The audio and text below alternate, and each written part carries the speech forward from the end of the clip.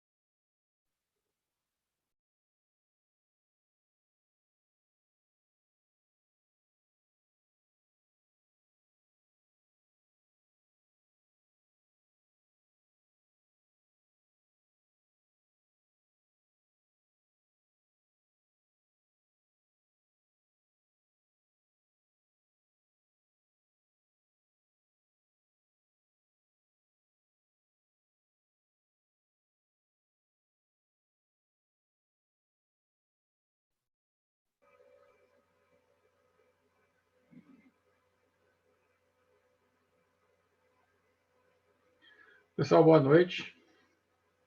Boa noite, né?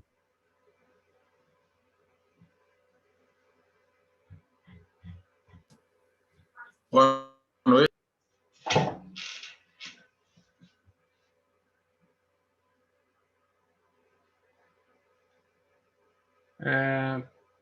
Bom, dando continuidade ao que a gente parou na aula passada, existe aqui o que a gente chama de campo escalar, né?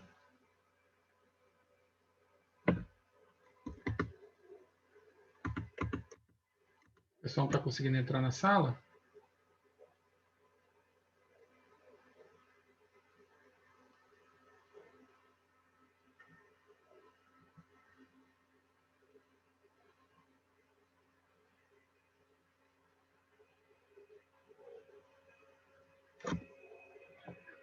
Bom, tem aqui o que a gente chama de campo escalar, né? Bom, a característica do campo escalar é que ele é função única e exclusivamente naquele ponto. A informação é acerca daquele ponto, né? E é uma informação escalar, ele não tem outras informações a não ser um escalar associado àquele ponto, né? Para definir um campo, basta atribuir a cada ponto do espaço uma propriedade. Assim, quando definirmos que cada ponto de uma sala possui uma temperatura, estamos definindo um campo escalar, né? Então, tem um exemplo aí, né? É um espaço tridimensional e cada ponto desse, cada posição dessa tem uma determinada temperatura. Nesse caso, a gente chama isso de um campo escalar, né? Um campo escalar de temperatura, nesse caso. Então, essa é a característica do campo escalar. Campo de temperatura é um exemplo de campo escalar. E campo vetorial, a gente tem uma série de exemplos aí. O campo magnético da Terra, o campo gravitacional. Campo vetorial, a diferença é que naquele ponto você tem uma informação vetorial, você não tem uma informação escalar, né? Tem uma informação vetorial, você tem uma informação de módulo, direção e sentido associado a uma posição. Então tá aí, ó, o campo vetorial é definido pelo conjunto dos pontos do espaço caracterizados por uma função vetorial. Quando observamos um escoamento de água e dizemos que cada partícula possui uma velocidade, estamos definindo um campo vetorial. Essa é a diferença básica entre campo vetorial e campo escalar, né? Exemplos de campo vetorial: o gravitacional, o campo magnético da Terra, o campo de velocidades de um rio, né? São esses exemplos aí, né? Exemplo de campo escalar, basicamente temperatura, né? Temperatura, pressão, né? Então, essas são informações de escalares, né? Então, interessante a gente saber isso daí.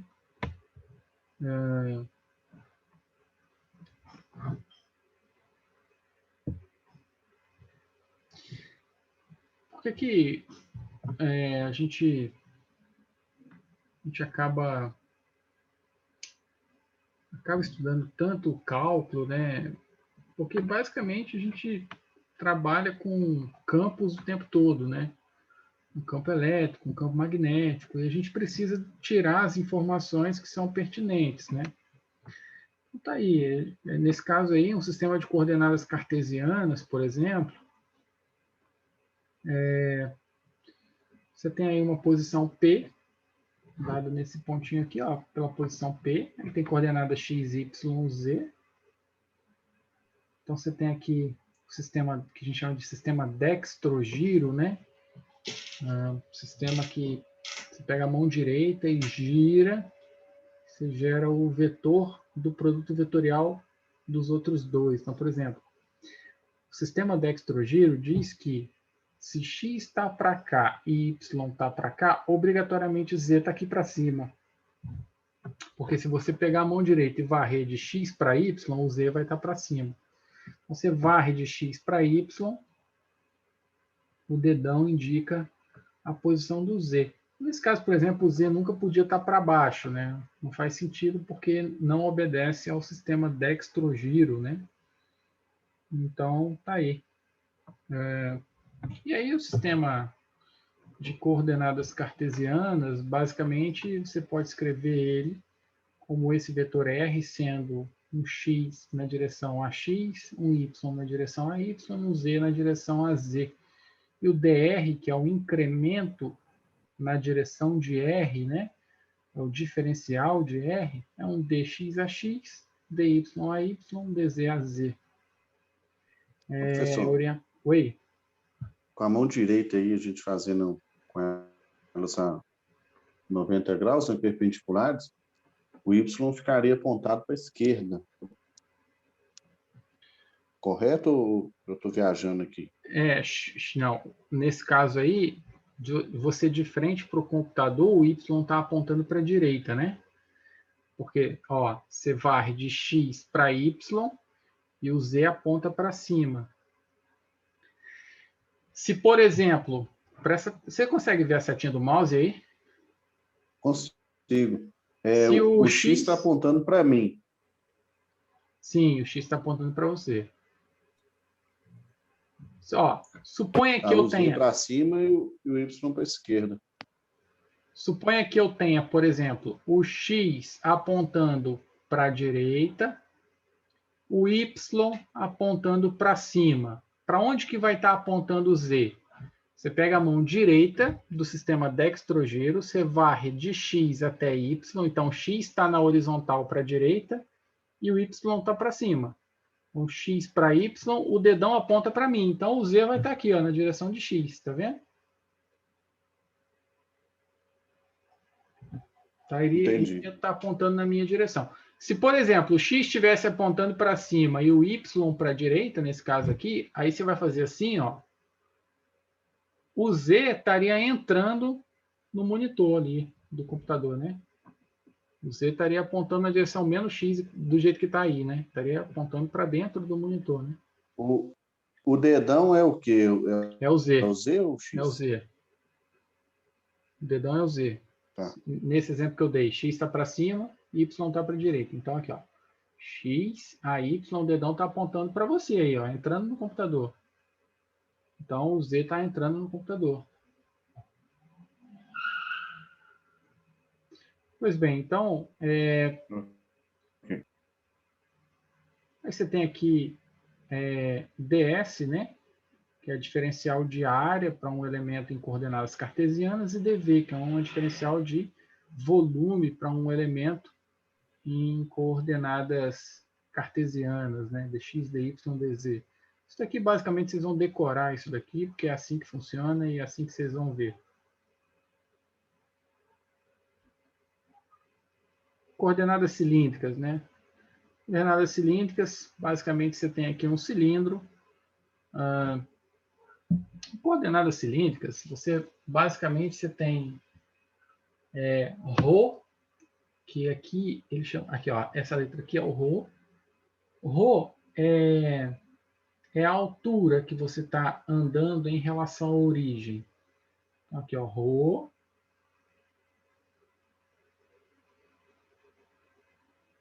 Não, mentira.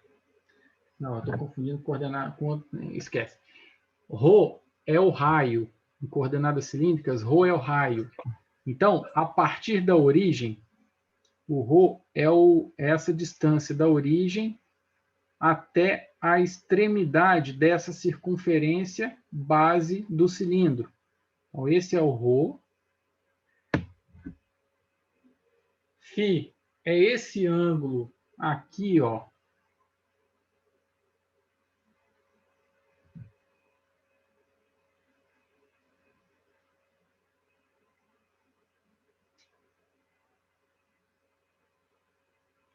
Φ é esse ângulo aqui, ó. É esse ângulo que eles chamam de azimute, que é o ângulo para cima a partir do sistema ali, ó. Pega a base, aí é o ângulo para cima. É esse ângulo aqui, ó, em relação ao meu braço. Rho, Φ e Z é o quanto isso sobe. Pensa o seguinte, ó. Você quer desenhar... É difícil eu explicar sem estar presente para vocês. Mas pensa o seguinte. Você quer desenhar um cilindro. Você tem 3 informações que você precisa dar para você desenhar esse cilindro a partir de um ponto central. Que é o raio, é o tanto que você vai andar, ou seja, o quanto esse cilindro vai abrir, o ângulo que você vai abrir e a altura que você vai andar. Então, foi que vai te dar a altura do cilindro. Essas incógnitas são o ρ, que é o raio, é esse ρ aqui, ó, ρ. O Φ, que é o ângulo que você vai andar, e o Z, que é o quanto você vai subir ou o quanto você vai descer. Então, aqui, ó, por exemplo, o ρ, ele vai te dar o quão esse cilindro abre, o diâmetro desse cilindro. Na verdade, é o raio, né? É o raio do cilindro a partir do ponto central. Então, é uma função do quanto esse cilindro vai abrir, né? Usualmente, a gente fala que o ρ é o raio, né? E está relacionado ao diâmetro desse cilindro. O Φ, ele pode variar, portanto, de 0 a 2π, que é o tanto que você vai girar esse cilindro. E o Z é a altura a partir desse sistema, desse ponto central aqui. Z, obviamente, pode ser positivo para cima ou negativo para baixo. Depende de onde que aquele cilindro está começando e onde que ele está terminando. Então, a ideia é essa. Então, de onde que varia ρ? ρ é o raio. ρ pode variar de 0 a infinito. Ô, Rios, Oi. você poderia me explicar de novo esse ângulo aí que eu não entendi direito? Só o ângulo?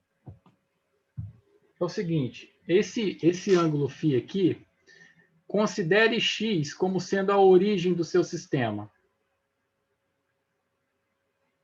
É como se você tivesse um eixo x aqui. O φ é o quanto isso daqui vai girar. Nesse caso aí, como esse cilindro está para cima, o quanto ele vai girar para um lado ou para o outro. A gente considera que ele vai girar sempre no sentido horário. Então, para ele dar uma volta completa, ele vai variar de 0 até 2π. Você consegue entender? Ok, então, em relação ao X, em relação até onde? O X ao Y, esse ângulo do X ao Y? Não, nesse caso aqui, que esse cilindro está em pé, que está desenhado aqui ao longo de Z, o φ vai ser esse ângulo em relação ao eixo X aqui, ó. Tá vendo aqui? Então, por exemplo, Sim. deixa eu ver se eu consigo desenhar aqui.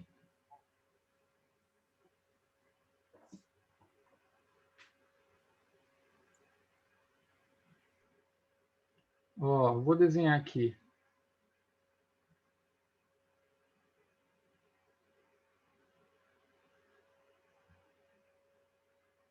Eu vou fazer análogo àquele desenho lá, que aí depois a gente pode comparar. Obviamente, respeitando as minhas limitações, né?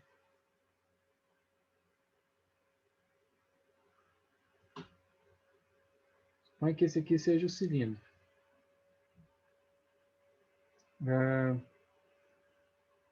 Você tem um ponto aqui qualquer desse cilindro.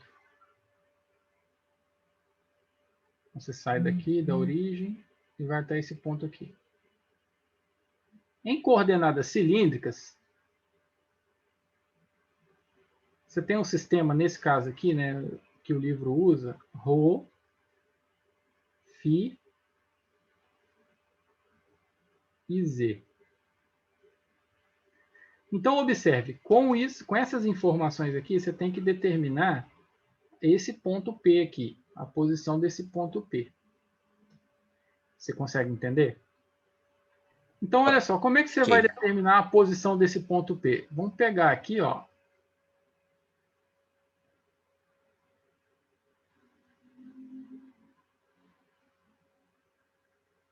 A distância daqui até aqui vai ser o meu ρ, que é o meu raio. Então, essa distância aqui é o ρ, que é o meu raio. Sai daqui da origem e vai até a projeção desse ponto aqui no plano. O ângulo a partir, obviamente estou considerando que aqui é o Z, aqui é o X e aqui é o Y. O que garante que esse ponto está aqui e não está aqui a partir desse ρ? Porque você concorda que com esse ρ você descreve uma circunferência, você só está informando até agora o raio. Né? Ok. Concorda? O ρ é a informação Concordo. do raio. Então, você descreveu uma circunferência em qualquer ponto aqui. Qualquer ponto aqui desse cilindro você tem. Agora, como que você faz para determinar que esse ponto está em cima dessa linha aqui? Você vai pegar esse ângulo aqui, ó, em relação ao x positivo, que é o φ. Aí você já restringiu, ó. Tem esse raio e tem esse ângulo. Então, ele só pode estar nessa linha aqui, ó. Mas só que ele pode estar em qualquer ponto dessa linha. Entendi. Então, esse ângulo é em relação ao x, né, que está, no caso, aí o x, e essa linha do ρ. Isso. O ρ é o raio. Mas só que, olha só, não terminei de explicar ainda não. Então, você me deu o ρ, então você me deu o raio desse cilindro, e você me deu o ângulo em relação ao x, que é o φ. O z vai... Então, ele pode estar em qualquer ponto nessa linha aqui, que começa aqui na origem e vai até lá em cima. O z vai me dar essa altura aqui, ó. Altura. Vai me dar aqui, ó. Essa distância aqui. Vai ser meu z. Entendi. Entendeu? Isso quer dizer que... Beleza, agora eu entendi. O ρ vai te dar esse raio, o φ vai te dar que está aqui nessa linha toda aqui, e o z está nesse ponto aqui. Então, você vai ter só esse ponto aqui. Então, com essas três coordenadas, você só vai determinar um ponto desse cilindro. Entendeu? Entendi. Beleza. Deixa eu voltar lá. Isso é o tipo de coisa que é difícil de você explicar online e não estar presente para poder ensinar isso, né? Mas deu para entender bacana, Zé. Aí você tem como converter essas posições em função de x, y, z, para jogar para o sistema de coordenadas cartesianas. Por exemplo, considerando que aqui é ρ, e esse ângulo aqui é φ, se você fizer ρ vezes o cosseno desse ângulo, você vai ter o quê? Em x. Você vai ter a posição em x. Opa! Você vai ter a posição em x. Se você fizer ρ vezes o seno desse ângulo, você vai ter a posição aonde? Em y. Aqui, ó. Em y. Tá aqui. E o z vai ser essa altura. Vai estar em cima do ponto z. O z é o z mesmo, né? Vai estar em cima do eixo z. Aqui. Então, essa é a maneira de você transformar de coordenadas cilíndricas para coordenadas cartesianas. Aí você tem aqui o elemento de área e o elemento de volume em coordenadas cilíndricas. O elemento de área é esse trem gigante aqui. E elemento de volume, isso aqui você não precisa decorar, viu? O elemento de volume é ρ d φ d φ dz. Esse é o elemento de volume, né? Em coordenadas cilíndricas. Se você integrar isso daqui, de um limite em ρ, em um limite em φ, em um limite em z, você vai ter exatamente esse cilindro que você tem aí. Vai ter o volume dele. Se você integrar esse elemento aqui, você vai ter a área desse cilindro aqui. A gente vai ver isso. Vocês podem ter certeza que a gente vai ver isso, o exercício disso, vocês vão entender. Já o sistema de coordenadas esféricas é um sistema que pensa comigo. Você tem que determinar um ponto numa esfera centrada na origem. Então, você vai ter que ter a informação do raio e você vai ter que ter dois ângulos. Pensa comigo. O raio vai te dar, obviamente, vai estar relacionado ao diâmetro da esfera, o tamanho da esfera. Aí, nesse caso aqui, ele chamou de r θ φ. Então, o raio, que lá em coordenadas cilíndricas era ρ, aqui é r, ele chamou de r, em coordenadas esféricas. O θ é o ângulo a partir do plano xy. Então, obviamente, esse θ pode variar de quanto? De quando ele estiver 100% para baixo, que vai ser menos 180, até 100%. Não, peraí.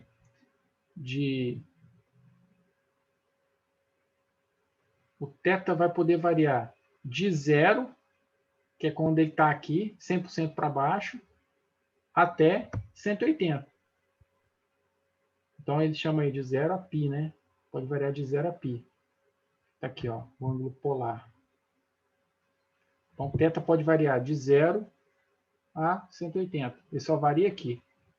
E o φ, para dar a volta inteira. O φ pode variar de 0 a 2π. Então, está aqui, ó. Φ pode variar de 0 até 2π. Que é o que ele chama aqui de ângulo azimutal. Então, o φ, ó, é a mesma coisa do que lá em coordenadas cilíndricas. O φ vai variar daqui do mais x, do eixo x aqui positivo, aqui, ó, nesse sentido horário aqui, vai dar a volta completa e vai vir para cá, né?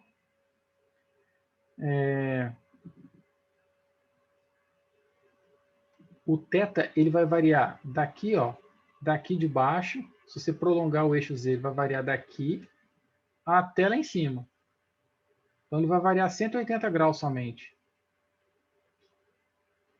E o R vai variar de 0 a infinito, né? R é o tamanho dessa esfera. Mas, enfim, essa também é uma visão difícil de a gente ver aqui dessa forma que a gente está vendo. O ideal seria que a gente pudesse desenhar um ponto, né? Posso até tentar desenhar também. Espera aí. Ô, professor, mas no cilíndrico não tem variação no θ também, não? O θ varia de 0 a π.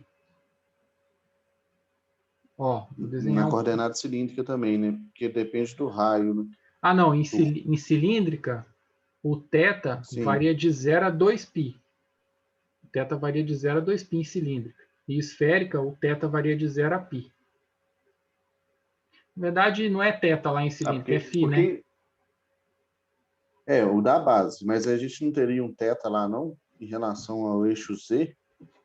Não, Porque então, dependendo do raio, deixa eu vai te ter uma falar. inclinação diferente nesse θ. Não, deixa eu te falar. Em cilíndrica, com aquelas 3 informações, você descreve qualquer ponto no cilindro. Ρ, que é o raio, φ, que é o ângulo, e Z, que é a altura que ele está. Entendeu? Aqui, ó. Entendi.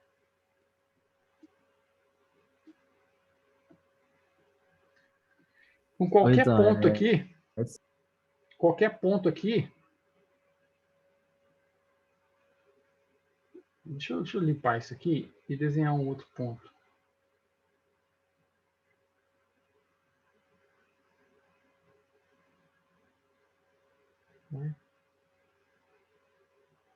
Desenhar esse ponto aqui, ó. Aqui, ó. Esse pontinho aqui. Bom, vou desenhar ele, jogar ele aqui para a origem do meu sistema. Então, a distância daqui até aqui é o meu ρ, é o raio. Aqui é difícil de desenhar porque ele está muito próximo aqui, né? Esse ρ. É como se isso aqui fosse uma reta. Esse ângulo aqui é o meu φ. Dessa forma, eu tenho todos os pontos que estão aqui, né? Mas como que eu determino esse ponto aqui? Aí eu venho aqui e jogo a projeção aqui no eixo Z. Então, tem a altura. Entendi. Então, assim a gente expressa qualquer ponto no cilindro. Rho, φ e Z. Então, Z é a altura do ponto, φ é o ângulo em relação ao x e ρ é o raio. Em coordenadas Tá, o que eu... esféricas... Cilíndrica, né? Aquilo ali em cilindro. Mas se a gente não tiver o Z, se a gente não tiver o Z e eu tiver o ângulo que se forma da base do cilindro até a elevação dele, se eu tiver só o ângulo lá, 30 graus, por exemplo, eu consigo determinar a projeção dele em Z. É o que já tem na esférica. Correto? Em coordenadas cilíndricas, eles não vão te dar dois ângulos. Você nunca vai ter dois ângulos e o raio. Você vai ter sempre um ângulo, o raio e a altura. Você até consegue determinar um ponto no cilindro com dois ângulos e com o raio. Só que não vai ser o raio a partir do plano. Vai ser o raio até o ponto. Você vai ter você vai gerar uma complicação. Você nunca considera Sim, não. dois ângulos e um Tendo raio altura para fica mais coordenadas. fácil. Hã? Tendo o Z, fica bem mais fácil. É mais fácil. A ideia de sistema de coordenadas diversas, na verdade, é facilitar. Se você pegar, por exemplo, uma esfera e for calcular o campo elétrico dela em coordenadas cartesianas, você vai ficar uma eternidade para calcular. Agora, se você pegar em coordenadas esféricas, rapidinho você calcula. Por quê? Porque normalmente os campos vão depender só do raio. Ele vai variar em função da distância em relação ao centro. Então você só vai ter uma incógnita, que vai ser o raio. Agora, pensa se você for jogar uma esfera em coordenadas cartesianas. Vai variar as três incógnitas. Vai variar o x, o y e o z. Por isso que às vezes é interessante a gente conhecer os outros. Você quer determinar um ponto, por exemplo, dessa semi-esfera que eu desenhei aqui, esse ponto aqui. Então, em coordenadas esféricas, né? Você vai, primeiro, traçar o raio, que é essa distância a partir do centro. E lá a gente chama de R mesmo. Em coordenadas esféricas, a gente chama o raio de R. Aí aqui você vai ter dois ângulos. Esse ângulo aqui é a continuação do eixo Z. Esse ângulo aqui, que, portanto, ele pode variar de 0 a π, porque o máximo que ele vai chegar vai ser aqui, né? Então, ele vai variar de 0 a 180. Esse ângulo e esse ângulo aqui, ó. Esse ângulo aqui é o θ. E esse ângulo aqui é o φ.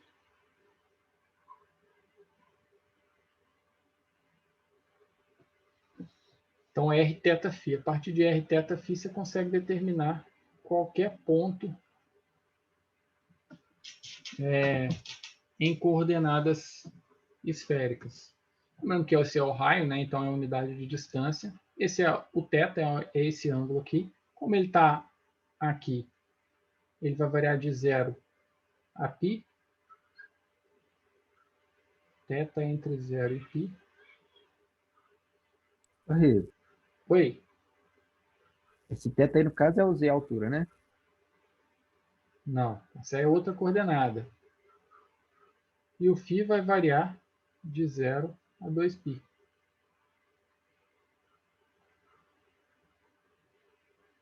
Esse é um outro sistema de coordenadas. Aqui eu estou tratando de coordenadas esféricas. Coordenadas esféricas têm essas três coordenadas Riso. aqui, r, θ, φ. Coordenadas cilíndricas têm outras três coordenadas, ρ, φ, z. Oi? Ô, Riso, esse sentido aí que você traçou, o raio, ele importa? Essa seta e o sentido do raio? O raio vai ser traçado a partir da origem. Então, para qualquer lado que eu traçar, ele vai ser o mesmo raio, né? Dependendo do ponto. Mas o sentido dele importa, dessa seta? Você não tem como traçar do ponto para o centro. Não faz sentido. Quando você desenha uma esfera, você está desenhando ela a partir da origem. Você põe o centro dela na origem do seu sistema. Entendeu? Então você Entendi. cresce a esfera para um raio de 0 até infinito. Não faz sentido você desenhar esse raio em sentido contrário. Porque pareceria que você estaria começando na esfera e terminando no centro. Não faz sentido. No caso desse exemplo aí, no caso desse exemplo aí, o ponto que você estaria procurando é onde você traçou esse raio, lá na seta do raio, que seria o ponto que você está procurando? Sim, esse ponto aqui.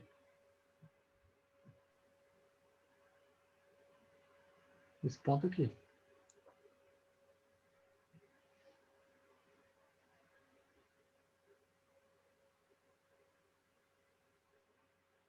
Esse ponto aqui eu quero expressar ele em termos das coordenadas. Então, a primeira coisa que eu faço, traçar o raio, que é a distância daqui até isso. Mas se eu só informar o raio, eu vou ter uma esfera, eu vou ter qualquer ponto da esfera, se eu só tiver a informação do raio. Por isso que eu tenho que ter as outras duas, que é para informar aquele ponto, aquela posição. Então, eu preciso do raio, que aí eu posso ter qualquer ponto na esfera. Com o raio, você já determina a esfera. Qualquer ponto dentro dela. Você já sabe que não vai ser uma esfera maior nem uma esfera menor. Você já sabe que vai estar naquela esfera ali. O θ é a partir da direção de Z aqui. Então, você vai variar a altura. Então, o raio é meu braço. O θ é o quanto varia para cima ou para baixo até o eixo Z. E aí, o φ é o quanto eu vou variar para o lado. Entendeu? Ah, sim, entendi. Esse último está variando em relação ao x, então, o φ. Oi? Essa última coordenada, que é o φ, você está variando ela em sentido ao eixo x. Perfeito. É isso? É, perfeito. E o do meio aí, que é o θ, a gente está variando na metade, que é referenciando ao eixo z. Ao eixo Z negativo aqui. Correto. Por isso que θ varia de quem a quem? Varia de 0 até π. Ele não precisa dar a volta, porque essa volta aqui vai dar no φ. Porque aí o φ ele pode ser para cá ou ele pode dar a volta aqui, ó. Pode zerar, ele pode te informar qualquer ponto dessa esfera nessa circunferência aqui, né? Entendeu? Então a ideia é essa, pessoal.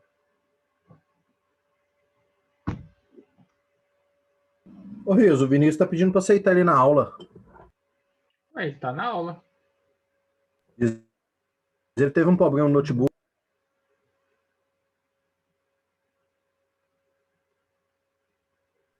Apareceu para mim aqui que ele acabou de entrar na sala. É, ele está na aula, estou vendo ele aqui. Boa noite, Cris. Boa noite, pessoal. Está até falando aí, ó. Boa noite. Não, deixa eu fui aceito agora. Tive um problema aqui. Valeu. Mas eu não aceitei não, viu? É o sistema que aceitou. Uai? O que eu estou querendo dizer é que não precisa mais... Entrei com o link agora não está precisando aceitar, não. Eu aprendi como é que faz para não ficar na sala de espera. Tem uma opção que não tinha antes e que agora a gente não... Agora tem, a gente não precisa marcar ela. Ah, não. Beleza. É que estava demorando a entrar, eu falei assim, deixa eu mandar ela no grupo lá. Mas valeu. Beleza. Bom, pessoal, então continuando aí.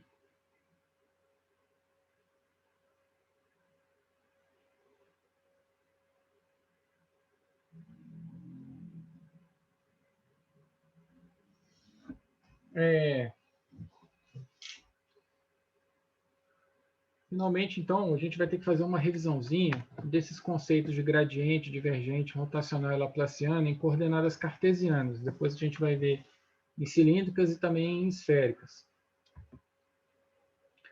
Bom, todos esses operadores, gradiente, divergente, rotacional, laplaciano, eles, na verdade, são aplicações do operador nabla. A gente chama de operador nabla, esse aqui, ó. Essa letra grega aqui, ó, nabla. Cálculo vetorial, o operador nabla, pronunciado nabla, ou del, você também pode chamar isso aqui de del, é um símbolo usado para denotar uma série de operadores diferenciais definidos em campos escalares e vetoriais, como gradiente, divergente e rotacional. Ele é definido simbolicamente como? Esse aqui é o nabla. Por definição, ele é diferencial parcial em x na direção y, diferencial parcial de y na direção j, diferencial parcial em z na direção k. Rigorosamente falando, o operador nabla, ou del, não é um operador diferencial, mas um mnemônico que ajuda a lembrar de uma série de operadores diferenciais. Então está aqui, ó. O gradiente é df, ou seja, você vai pegar o gradiente da função f, vai derivar ela parcial em x na direção y, diferenciar ela parcial em y na direção j, diferenciar ela parcial em z na direção k chapéu. Esse aqui é o divergente, né? Então, observem que no gradiente você não tem nada, no divergente você tem um pontinho que indica que é o produto escalar. Então, por isso que o divergente é um escalar. Então, é a derivada de f em x mais a diferencial de f em y mais a diferencial de f em z. E o rotacional. O rotacional, basicamente, você tem que construir aquela matriz, né? Calcular o determinante. Aqui ele já colocou a equaçãozinha direto, né? Aqui não dá nem para ver direito, né? df3 dy menos df2 dz na direção y, mais e tal. Você segue essa equaçãozinha aqui que você consegue determinar o rotacional. A gente já viu isso lá em cálculo vetorial, né? Então, não vou perder tanto tempo nisso, mas a gente vai fazer exercício. Cabe observar que, aplicando o gradiente ao divergente, temos o laplaciano. Então, o grade do div, del div f, vai dar o quê? Del 2f, que é o laplaciano. Então, isso aqui a gente chama de laplaciano. Del 2f é o laplaciano. Aqui o rotacional, o divergente e o gradiente. O rotacional aqui, ó, tá aqui o determinantezinho que gera aquela equação lá, né?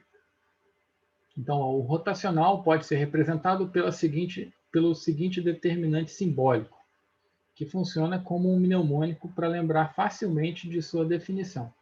O produto vetorial IJK, primeiro, que é o operador nabla, del x, del y, del z, segundo, que é a função f, f1, f2, f3. Você aplica aqui o determinante, né? Deu f3, deu y, menos deu f2, dz, está aqui, em direção y. Faz isso, você determina o rotacional. Cabe observar que, isso aqui é importante, né? O gradiente vai gerar o quê? Vai gerar para a gente um vetor. O divergente vai gerar para a gente o quê? O divergente é um produto escalar, então vai gerar para a gente um escalar. O rotacional vai gerar para a gente o quê? Um vetor, que é um produto vetorial. O laplaciano vai gerar para a gente o quê? O laplaciano é o grade do div. Então, você vai aplicar o divergente e depois o gradiente. Então, como é um grade do div, vai gerar o mesmo que o gradiente gera, que é um vetor. Então, está aqui.